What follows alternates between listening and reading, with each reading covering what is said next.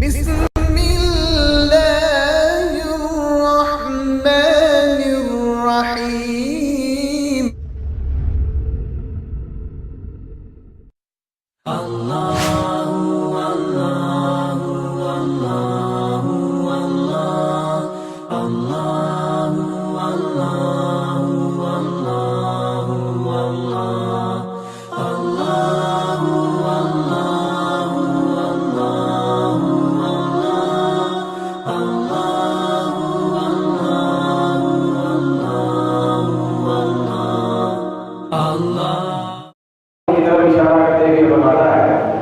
ملنے والی بخشش اور مغفرت کی طرف تیزی سے دوڑو، تیزی سے دوڑو. جہاں رب کی مغفرت ملنا ہے تو اس مقام، اس وقت کی طرف تیزی سے دوڑ کے جایا کرو، کیونکہ مغفرت کا ملنا یہ عام نعمت کی طرح کوئی نعمت نہیں ہے، بلکہ یہ تمام نعمتوں کی سردار نعمت کا نام ہے. مغفرت کی طرف تیزی سے دوڑنے کا حکم ہے تو معافی کی طرف تیزی سے لپک کے جانے کا حکم ہے. تو مغفرت کی طرف دوڑو. تو اللہ رب العزت نے پھر اگلے مرحلے پر فرمایا کہ پہلے مغفرت ہوتی ہے، بعد میں جنت ملتی ہے. مغفرت کا درجہ پہلے ہے، جنت کا ملنا بعد میں ہے. مغفرت یہ اللہ تبارک و تعالیٰ کی طرف سے نعمت کی صورت میں جب بندے کو عطا ہو جاتی ہے تو پھر اس کے بدلے میں اللہ تبارک و تعالیٰ بندے کو جنت کی منزلت اور جنت کا مرتبہ، جنت کا مقام عطا فرماتا ہے. تو مغفرت کے ذریعے سے بندے کو جنت پانا ہوتا ہے. تو اسی لیے اگلے مرحلے میں اللہ رب العزت نے فرمایا، پہلے فرمایا وَسَارِعُوا إِلَىٰ مَغْفِرَةٍ مِّن رَبِّكُمْ کہ اے بندو تم تمہارے رب کی طرف سے ملنے والی مغفرت کی طرف تیزی سے دوڑو، وَجَنَّةٍ اور جنت کی طرف دوڑو. تو پہلے مغفرت کی بات کیا، بعد میں جنت کی بات کیا. کیوں؟ اس لیے کہ بغیر مغفرت کے کسی کو بھی جنت نہیں مل سکتی.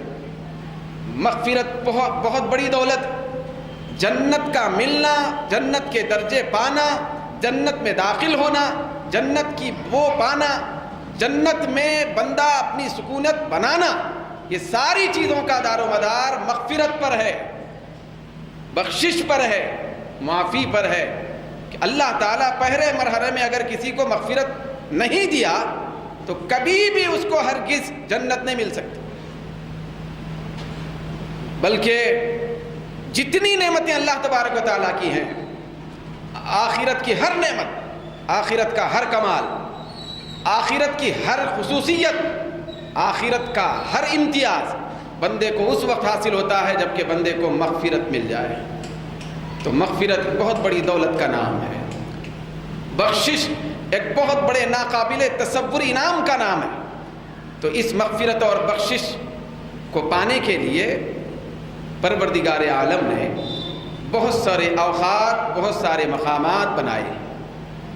پروردگار عالم اپنی مغفرت بہت سارے مقامات پہ بھی رکھا ہے کہ بندہ اگر ان مقامات کی طرف تیزی سے دوڑتا ہے، مغفرت کو حاصل کرنے کے لیے کوشش کرتا ہے تو رب ذوالجلال اس کو مغفرت عطا فرما دیتا ہے. ٹھیک اسی طریقے سے دنوں میں، اوقات میں، مہینوں میں پروردگار عالم نے کچھ ایسے لمحات بھی رکھے ہیں جو مغفرت سے پر ہیں، جن کے اندر مغفرت ہے. جب بندے ان اوقات کی طرف جاتے ہیں، ان لمحات کی طرف جاتے ہیں، پھر ان مہینوں کی طرف جاتے ہیں اور ان دنوں کا احترام اور ان کی تعظیم بجا لاتے ہیں، پھر اس کے اندر اللہ کو راضی کرنے کی جستجو پیدا کرتے ہیں، تو اللہ تبارک و تعالیٰ ان بندوں کو ضرور مغفرت عطا فرماتا ہے. کچھ ایسے اوقات ہیں، کچھ ایسے دن ہیں، کچھ ایسے لمحات ہیں، کچھ ایسی گھڑیاں ہیں جن کے اندر اللہ تبارک و تعالیٰ مغفرت بھر کے رکھا ہے. بندہ جب ان گھڑیوں سے اپنے آپ کو وابستہ کرتا ہے اور خوش دلی کے ساتھ بندہ ان ساعتوں اور گھڑیوں اور لمحات سے وابستہ ہو کر پروردگار عالم کی رضا پانے کا جذبہ پیدا کرتا ہے تو اللہ تبارک و تعالیٰ اس کو مغفرت سے ہمکنار کرتا ہے، بخشش اس کو عطا فرما دیتا ہے، بخشش کی سند مل جاتی ہے. تو انہی دنوں اور مہینوں میں جن میں اللہ تبارک و تعالیٰ مغفرت رکھا ہے چھپا کے، جو بندے ان دنوں کی عزت کرتے ہیں تو ان کو اللہ تبارک و تعالیٰ مغفرت سے ہمکنار کرتا ہے. تو انہی دنوں میں ایک شعبان کا مہینہ بھی ہے. پھر رمضان کا مہینہ بھی ہے، پھر اسی طریقے سے رجب کا مہینہ بھی ہے۔ یہ رجب کا مبارک مہینہ یہ اتنا بڑا برکتوں سے پر مہینہ ہے، یہ اتنا بڑا مغفرت کا سامان اپنے اندر رکھنے والا مہینہ ہے کہ اللہ تبارک و تعالیٰ پورے ماہ رجب کو شروع تاریخ سے لے کر ختم تاریخ تک پوری اپنی مغفرت کے چادر کو پھیلا کے رکھا ہے۔ جو بندہ ماہ رجب کی تعظیم اور اس کا احترام پروردگار عالم کے حکم کے مطابق اور اس کے حبیب صلی اللہ علیہ وسلم کے فرمان کے مطابق گزارتا ہے تو اللہ تبارک و تعالیٰ اس ماہ مبارک کی برکت سے اس کو مغفرت عطا کر دیتا ہے۔ جب بندے کو مغفرت مل گئی تو دنیا بھی کامیاب ہو گئی، آخرت بھی کامیاب۔ سرکار کونین صلی اللہ علیہ وسلم کی بارگاہ میں ایک مرتبہ ایک شخص حاضر ہوا۔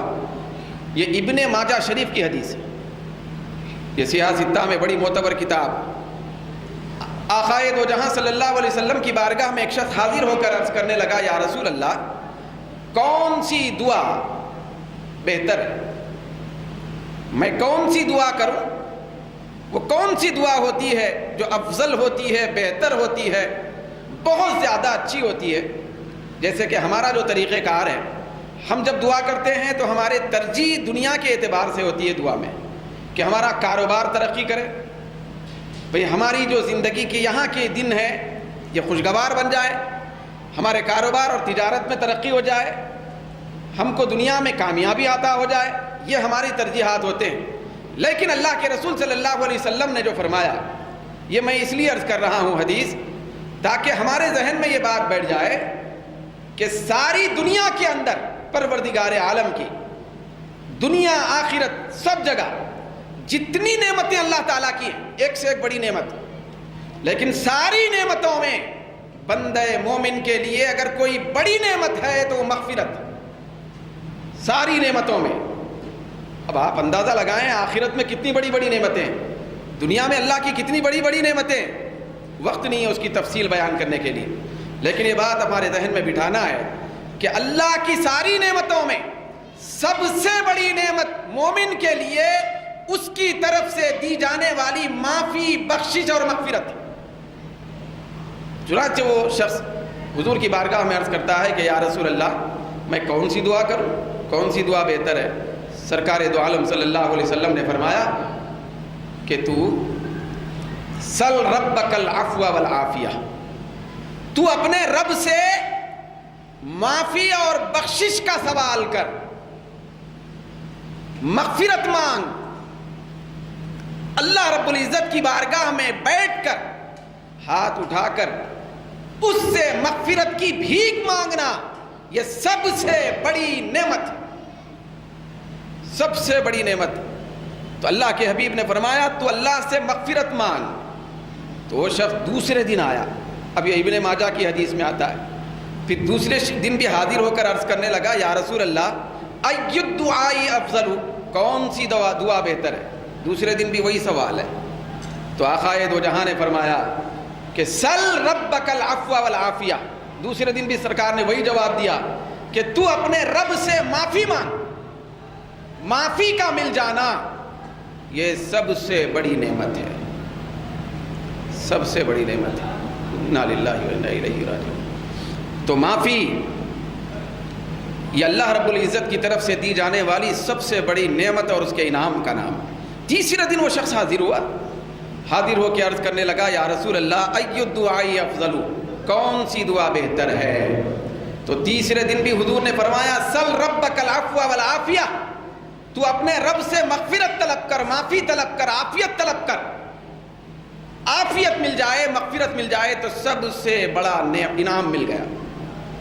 تو 3 دن تک لگاتار وہ شخص حضور کی بارگاہ میں حاضر ہو کر دعا کے سلسلے میں عرض کر رہا ہے کہ کون سی دعا کرنا چاہیے۔ تو آقا 3 دن بھی متواتر مسلسل یہی معافی اور مغفرت مانگنے کی تلقین فرما رہے ہیں۔ تو اس سے پتہ چلتا ہے کہ معافی اور مغفرت اللہ کی طرف سے مل جانا یہ سب سے بڑی بندے کی کامیابی ہے۔ پھر حضور نے آگے فرمایا کہ اگر تجھے یہ جو معافی کے کلمات اللہ کی بارگاہ میں عرض کر رہا ہے، معافی مانگ رہا ہے، مغفرت کا سوال کر رہا ہے، اگر تجھ کو اللہ کی طرف سے مغفرت مل جائے تو فقد افلحت، یقیناً تو دنیا و آخرت میں کامیاب ہو گیا۔ تو یہ ذہن میں ہم کو رکھنا ہے کہ مغفرت سب سے بڑی نعمت ہے، سب سے بڑا انعام ہے، سب سے بڑی دولت ہے، سب سے بڑا سرمایہ ہے۔ مومن کے لیے دنیا و آخرت کا سب سے بڑا ورثہ ہے۔ مغفرت نہ ہو تو نہ دنیا کی راحت کام آنے والی ہے، نہ آخرت میں کوئی مرتبہ ملنے والا ہے۔ مغفرت سب سے بڑی نعمت کا نام ہے۔ دوستو، اتنے بڑے خزانے کو حاصل کرنے کے لیے، مغفرت کی اتنی عظیم نعمت کو پانے کے لیے اللہ تبارک و تعالیٰ نے ماہ رجب کو بھیجا ہے۔ یہ رجب کا مہینہ یہ ایسا مقدس مہینہ ہوتا ہے کہ اللہ تبارک و تعالیٰ اس مہینے میں نہ مانگنے والے بندے کو بھی مغفرت عطا فرماتا ہے، جبکہ وہ مہینے کا حق ادا کرنے والا سرکار دو عالم صلی اللہ علیہ وسلم نے ارشاد فرمایا، حدیث پاک میں آتا ہے کہ حضور فرماتے ہیں جو شخص ماہ رجب کی تعظیم کرتے ہوئے صرف ایک دن کا روزہ رکھتا ہے، ماہ رجب میں ایک دن کا روزہ رکھتا ہے، تو اللہ تبارک و تعالیٰ سال بھر روزہ رکھنے کا ثواب عطا فرماتا ہے، سال بھر روزہ رکھنے کا ثواب عطا فرماتا ہے۔ اور جو کوئی شخص 2 دن روزہ رکھتا ہے اس ماہ مبارک میں، تو پھر اللہ تبارک و تعالیٰ اس کے لیے اسی طریقے سے اجر میں اضافہ فرماتا ہے، 2 سال روزہ رکھنے کا ثواب۔ پھر ایک روایت میں آتا ہے کہ اگر کوئی شخص اس ماہ مبارک میں اس کی تعظیم بجا لاتے ہوئے اس کے احترام میں 7 دن کے روزہ رکھتا ہے تو اللہ تبارک و تعالیٰ جہنم کے 7 دروازے اس پر بند کر دیتا ہے۔ جب اس کے حق میں جہنم کے دروازے بند ہو گئے تو جہنم میں جانے کا سوال ہی نہیں۔ تو یہ مغفرت کے دروازے ہیں جو اللہ رب العزت نے اس مہینے میں کھول کے رکھے۔ پھر اللہ کے حبیب صلی اللہ علیہ وسلم فرماتے ہیں جو کوئی شخص اس مہینے میں 8 روزے رکھتا ہے تو اللہ تبارک و تعالیٰ جنت کے 8 دروازے اس کے لیے کھول دیتا ہے۔ 7 روزے رکھنے کے اوپر جہنم کے 7 دروازے بند ہو جاتے ہیں، پھر ایک روزہ بڑھ کے رکھ لیا تو 8 ہو گئے، تو جنت کے 8 دروازے کھول دیے جاتے ہیں۔ تو یہ کتنی بڑی سعادت کا مہینہ ہے، کتنی بڑی مغفرت کے سامان کا مہینہ ہے، کتنی بڑی برکت کا مہینہ ہے۔ تو رجب ایک عام مہینوں کی طرح دوسرے فضیلت والے مہینوں کے علاوہ کی بات کر رہا ہوں، کوئی اور مہینہ نہیں ہے عام مہینوں کی طرح، بلکہ اللہ تبارک و تعالیٰ نے اس کو بہت بڑا مقام عطا فرمایا ہے۔ اس کے مقام اور مرتبے کی کیفیت یہ ہے، اس کا اندازہ ہم کو صرف اس مہینے کے نام سے بھی ہو جاتا ہے کہ اس مہینے کا نام ہے رجب۔ عربی زبان میں رجب کے معنی آتے ہیں تعظیم کے، رجب کے معنی آتے ہیں عظمت اور بلندی کے، رجب کے معنی آتے ہیں بڑائی کے۔ تو اس مہینے کا نام ہی بتا رہا ہے کہ اس مہینے کے اندر کتنی بڑائی، کتنی تعظیم ہے، کتنا مقام ہے اس کا، کتنا مرتبہ ہے۔ اور یہ اس مہینے کا احترام اور اس کی برتری کا عالم یہ ہے کہ جس زمانے میں دور جاہلیت تھی، بھئی ابھی اسلام نہیں آیا تھا، کفار مکہ اس مہینے کافر ہونے کے باوجود بھی اس مہینے کا احترام کرتے تھے، وہ اس مہینے کی عظمت بجا لاتے تھے۔ چنانچہ ان لوگوں کے پاس یہ طے تھا، وہ جنگجو قوم جو صبح شام قتل و غارت گری مچانے کا تصور رکھتی تھی، تو وہ لوگ جب ماہ رجب کا مہینہ آ جاتا تو جیسے ہی ماہ رجب آ جاتا ساری تلواریں نکال دیتے، سارے ہتھیار پھینک دیتے اور پورا مہینہ قتل و غارت گری سے اپنے آپ کو بچا کے رکھتے تھے۔ تو آپ بتائیں کہ اس مہینے کی کتنی عظمت کا تصور دور جاہلیت میں بھی تھا، تو ہمارے اندر کتنا ہونا چاہیے۔ تو اس مہینے کا جو نام ہے رجب، اس کے ایک معنی ہے عظمت والا، دوسرا معنی ہے بہرا۔ رجب کے ایک معنی ہوتے ہیں بہرا، بہرا اس لیے کہ سارے مہینوں میں جب رجب کا مہینہ آ جاتا تو پورے مہینوں میں ہتھیاروں کی آوازیں آتی ہیں عرب کے اندر۔ دور جاہلیت قتل و غارت گری کی آوازیں اور شور مچا ہوا رہتا، لیکن جب مہینہ رجب آ جاتا تو ہر طرف سناٹا چھا جاتا، لوگ جنگ کو بھول جاتے، قتل و غارت گری کو بھول جاتے اور اس کے احترام میں خاموش ہو جاتے تھے۔ تو اسی لیے اس مہینے کو بہرا کہا گیا کہ اس میں لوگوں کے کانوں میں ہتھیاروں کی آوازیں نہیں آتی تھی، جنگ و جدال کی شور پکارے نہیں آتے تھے، تو اتنا بڑا مرتبے والا مہینہ ہے رجب، تو اس کی بہت زیادہ عزت اور عظمت ہم کو بجا لانا چاہیے۔ تو اس کی عزت ہم جتنا کریں گے، پروردگار عالم ہم سب کو آگے کے مہینوں کی عزت کی توفیق عطا فرمائے۔ تو درۃ الناصحین ایک بہت بڑی کتاب ہے، اس کے اندر آتا ہے کہ رجب کا مہینہ یہ بدن کو سدھارنے کے لیے ہے۔ ماہ رجب جسم کو پاک کرنے کے لیے ہے، شعبان کا مہینہ دل کو پاک کرنے کے لیے ہے، رمضان کا مہینہ روح کو پاک کرنے کے لیے۔ یہ سلسلہ وار مہینوں کا یہ انداز ہے۔ تو اور اس میں آتا ہے کہ جو شخص رجب میں اچھے کام کر کر اپنے جسم کو پاکیزہ نہیں بنا سکا، تو نہ شعبان میں دل پاکیزہ بنا سکتا ہے، نہ رمضان میں روح پاکیزہ بنا سکتا ہے۔ تو اگلے مہینوں میں اگر دل پاکیزہ بنانا چاہتے ہیں ہم، اور رمضان میں روح کو پاکیزہ بنانا چاہتے ہیں، تو پھر ہمارے لیے لازم ہے کہ رجب کے اندر ہم ایسے کام کریں، روزہ رکھیں، توبہ کریں، استغفار کریں، آہو بکا کریں، پھر اللہ کی بارگاہ میں معافی مانگیں، پھر معافی کی سند حاصل کرنے کی کوشش کریں، تو جسم پاکیزہ ہو جائے گا۔ جسم کی پاکی اگلے مہینے میں دل اور روح کی پاکیزگی کی طرف لے جائے گی۔ تو یہ جسم کو پاکیزہ بنانے کا مہینہ ہے۔ تو اس کے اندر ایسے کام ہو کہ ہمارے جسم میں کوئی گناہ کا دھبا نہ ہو، کوئی گناہ کا دھبا نہ ہو۔ سرکار دو عالم صلی اللہ علیہ وسلم فرماتے ہیں، جب کوئی شخص ماہ رجب میں 15 روزے رکھتا ہے، 15، اللہ تبارک و تعالیٰ اس کے سابقہ پورے گناہوں کو معاف فرما دیتا ہے۔ جسم پاکیزہ ہو گیا، پورے گناہ معاف ہو جاتے ہیں۔ سرکار دو عالم صلی اللہ علیہ وسلم کے بارے میں آتا ہے کہ آقائے دو جہاں رمضان کے بعد اگر کسی مہینوں میں زیادہ روزہ رکھتے تھے تو رجب اور شعبان کے مہینے تھے۔ رجب میں بھی زیادہ روزہ رکھتے اور شعبان میں بھی زیادہ روزہ رکھتے۔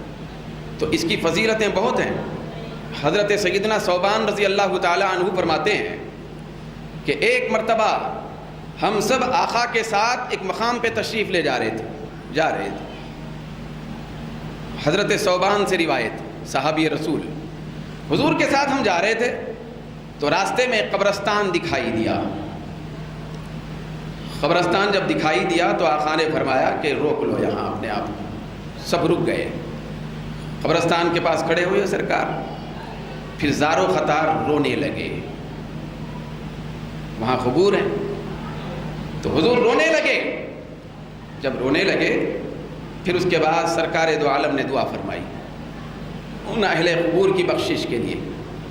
جب دعا فرمائی، حضور جب روئے تو روایت میں آتا ہے حضرت ثوبان فرماتے ہیں کہ حضور اتنا روئے کہ جتنے لوگ ساتھ تھے وہ سب بھی بے ساختہ دھاڑے مار کے رونے لگے۔ تو جب رونا ختم ہوا تو صحابہ نے جرأت اور ہمت کی اور حضور سے پوچھا، عرض کیا یا رسول اللہ وجہ رونے کی کیا تھی کہ یہ قبرستان کو آپ دیکھے تو رونے لگے؟ تو حضور نے ارشاد فرمایا، کیا بتاؤں کہ ان اہل قبور کو عذاب ہو رہا تھا، یہ قبروں کے عذاب میں ملوث تھے، مرتکب تھے، قبروں کا عذاب ان کے اوپر حاوی تھا، غالب تھا، لیکن جیسے ہی میں نے دعا کی تو اللہ تبارک و تعالیٰ نے ان کے عذاب میں تخفیف فرما دی۔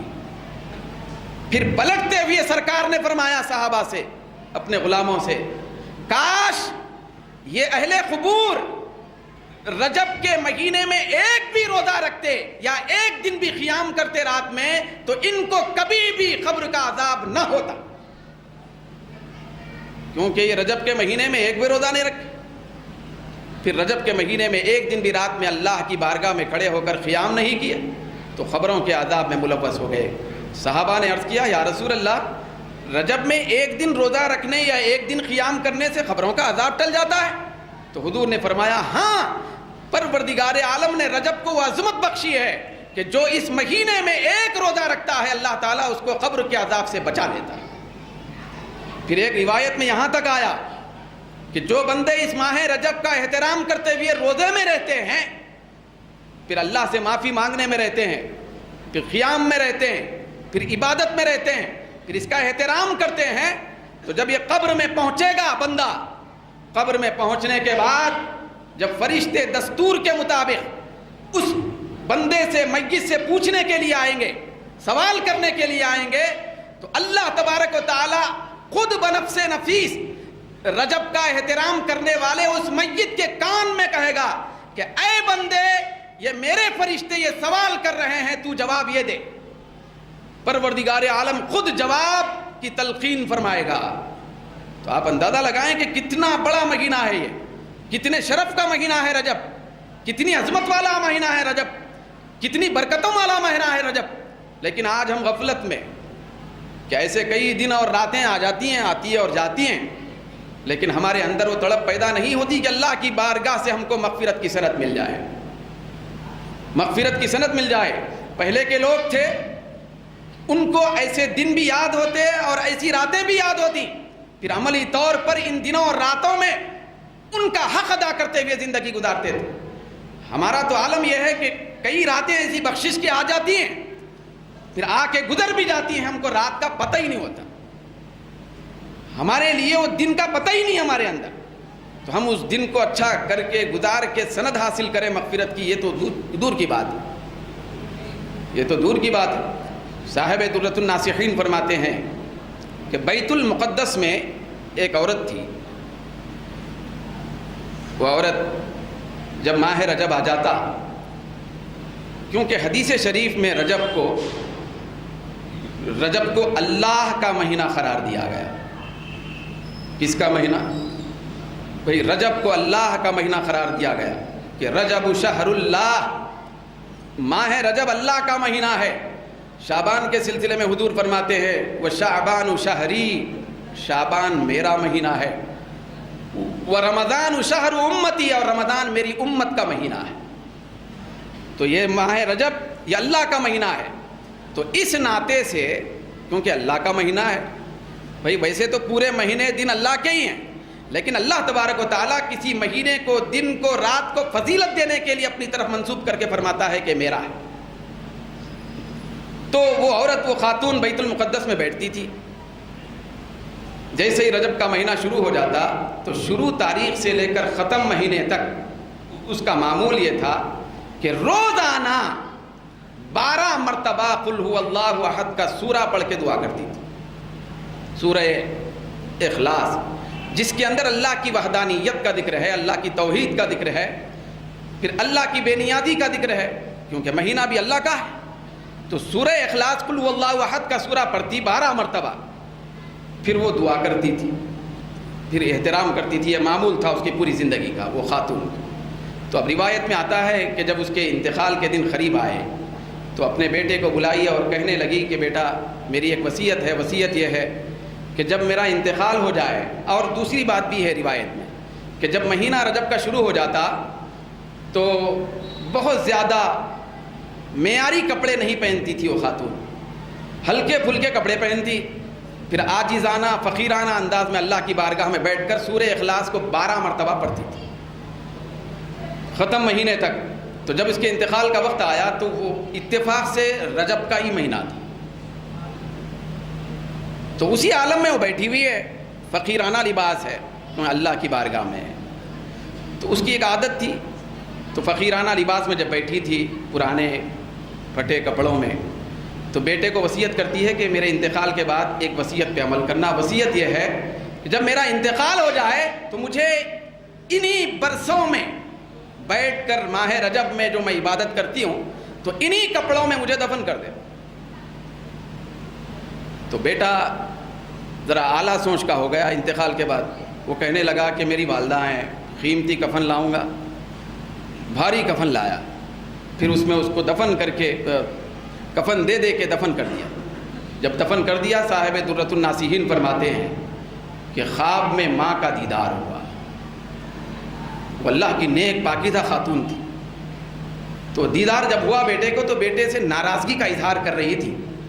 پھر وہ کہہ رہی ہے وہ خاتون کہ بیٹا میں تجھ سے ناراض ہوں اس لیے کہ تو نے میری وصیت پر عمل نہیں کیا۔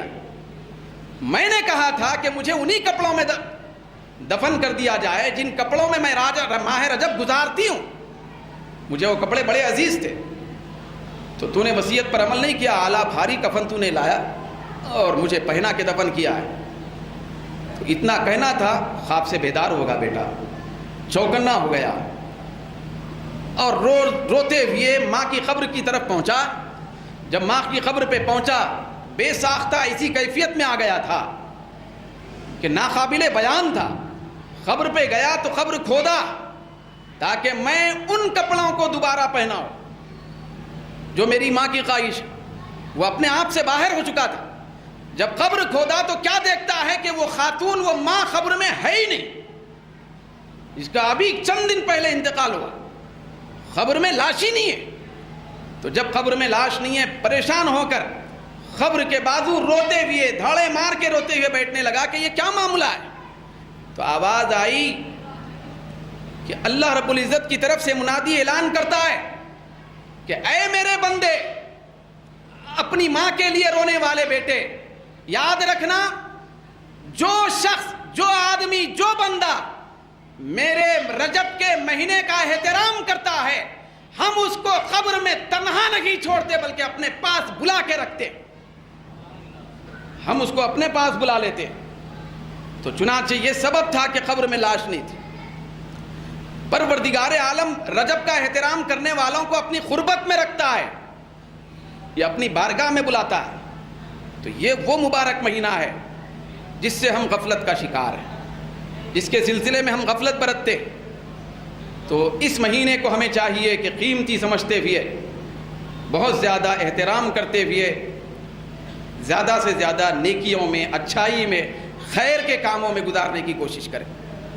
ہر وہ کام اختیار کریں جو خیر سے تعلق رکھتا ہے۔ بھئی اس مہینے میں اگر ہم احترام کریں گے تو شعبان کا احترام نصیب ہوگا، پھر شعبان کا احترام ہم کو رمضان کے احترام کی طرف لے جائے گا۔ تو ہمیں چاہیے کہ اس مہینے کا احترام زیادہ سے زیادہ کریں اور اپنے دوست احباب پر فراخ دلی کا اظہار کریں، محبتوں کو تقسیم کریں، لڑائیوں اور جھگڑوں سے اپنے آپ کو روکیں اور بچائیں۔ یہ اس مہینے کا احترام ہے۔ زیادہ سے زیادہ اللہ سے معافی مانگیں اور اللہ کی بارگاہ میں توبہ استغفار کریں، اور بالخصوص وہ جو کل کی شب آنے والی ہے، شب معراج، تو اس میں بھی زیادہ سے زیادہ ہم اللہ کو راضی کرنے کی کوشش کریں اور زیادہ سے زیادہ توبہ استغفار کرنے کی کوشش کریں۔ اللہ سے دعا ہے کہ اے رب قدیر، تو ہم سب کی یہاں کی حاضری کو قبول فرما لے اور اپنے فضل و کرم سے تیرے اچھے بندوں کے تصدق میں ہم سب کو بھی پاکیزہ زندگی عطا فرما۔ ہمارے دلوں کو، ہماری روحوں کو، ہمارے جسموں کو پاکیزہ اور منور بنا دے۔ وآخر دعوانا الحمدللہ۔